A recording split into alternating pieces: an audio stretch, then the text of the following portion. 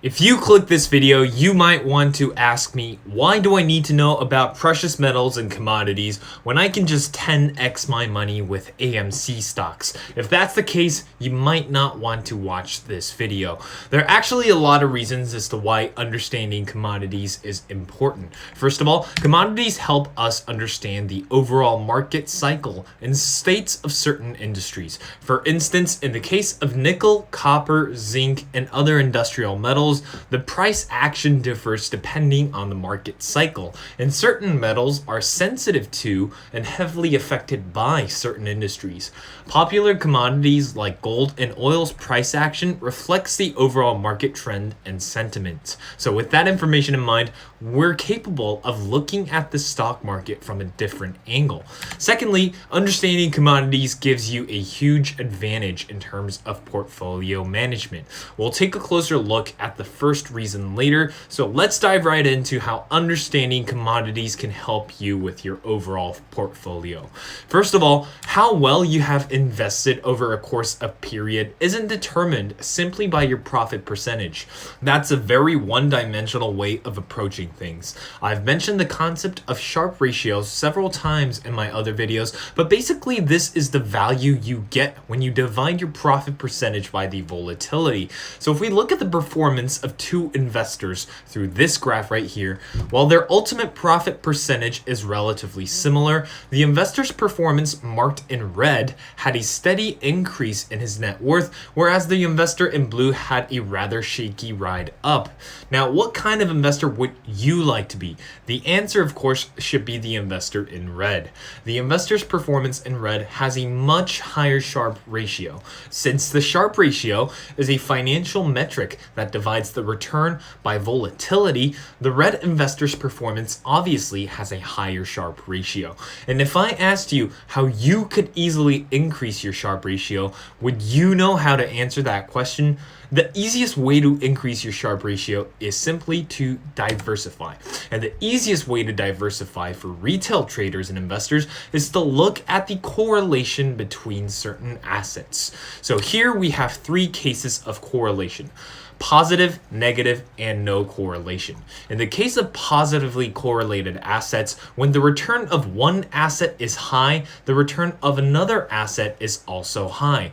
When the return is low, the same is applied to the other assets. In a case like this, we say that the assets are positively correlated with a number that is close to 1.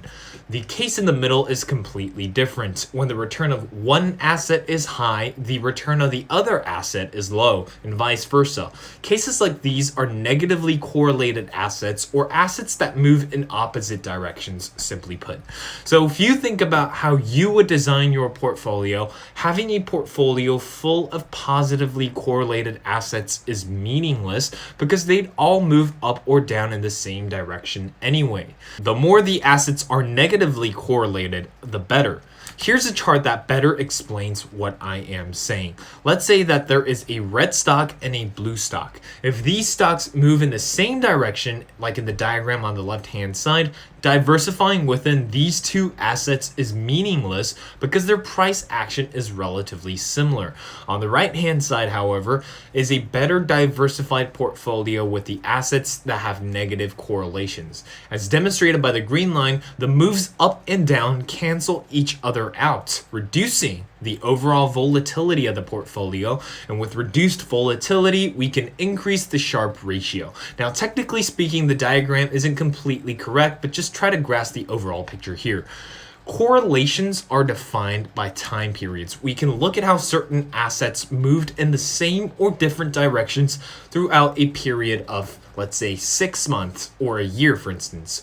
This graph demonstrates the correlation between the NASDAQ index and other assets throughout a span of a year. We can first see that the NASDAQ index, ticker QQQ, and the Russell 2000, ticker IWM, which are both indices for the US market, have a strong correlation, which is close to 1. US Treasury bonds have a correlation between 0.2 and 0.6, and gold has a correlation that sits between 0.3 and negative 0.3. In other words, if you're invested in the stock market, you can benefit from portfolio diversification simply by adding gold to your portfolio. Horizontal diversification is when you diversify within a specific asset. A prime example would be an individual investing in multiple stocks, but stocks only. But the diversification effect of horizontally diversified portfolios are actually quite limited due to the fact that the stock market in its entirety generally tends to move in the same direction. Now, vertical diversification, on the other hand, is when an investor diversifies throughout multiple assets. So you would have stocks, bonds, and commodities in your portfolio, maybe even crypto.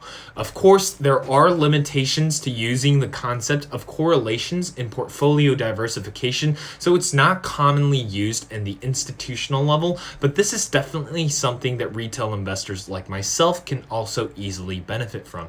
So now that we've talked about the benefits of knowing commodities for investors, let's take a look at how traders can also benefit from it as well. If retail traders understand how to trade commodities, it'll certainly give them an edge in the market.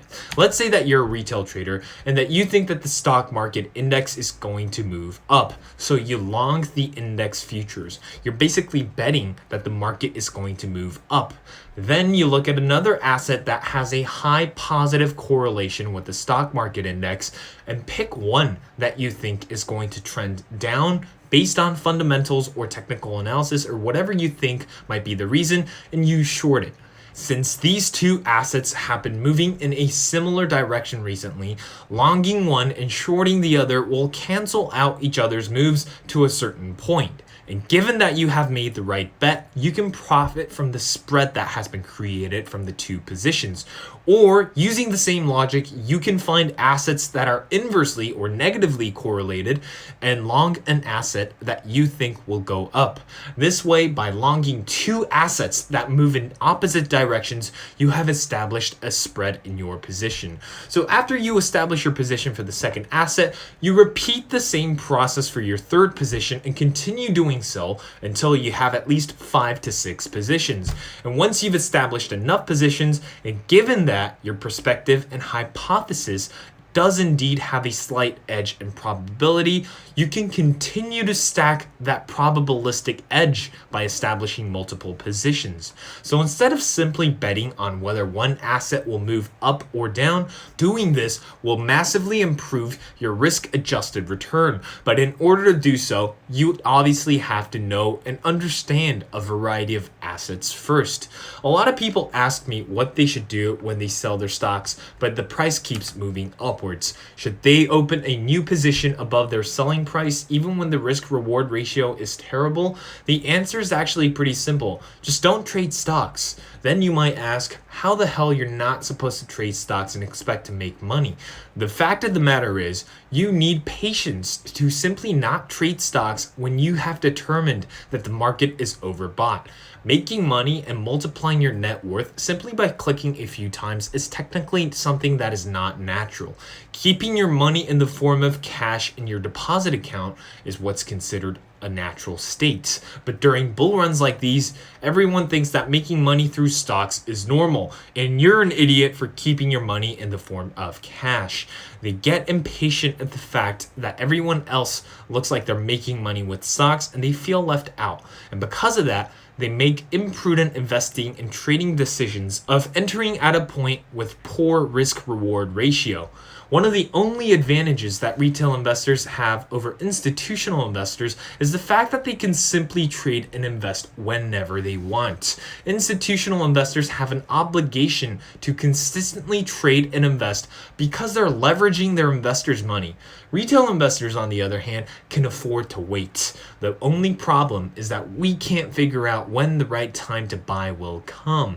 Now, I understand why people want to FOMO into stocks. Waiting sucks. It feels like you're being left out, and especially when the market continues to trend upwards, waiting a year or two for the optimum entry is not only psychologically painful, but also financially inefficient.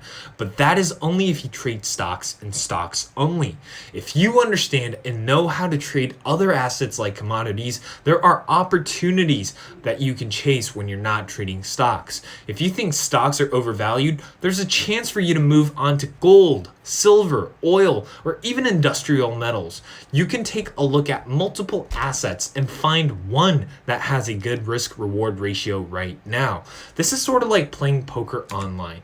In poker, you want to wait until you get high hands because betting with shit hands is just not prudent. If you get shit hands, you just have to keep folding until you get good ones, right? So when you play online poker, you participate in multiple tables and play the game where you get high hands. This is the best analogy I can think of. Someone who trades stocks and stocks only would be equivalent to just playing one table online. So if they think stocks are overvalued, their hands are tied and there's really nothing they can do. But if they understand that there are multiple other assets that they can trade and profit from, they can choose any one that gives them a probabilistic advantage at the moment.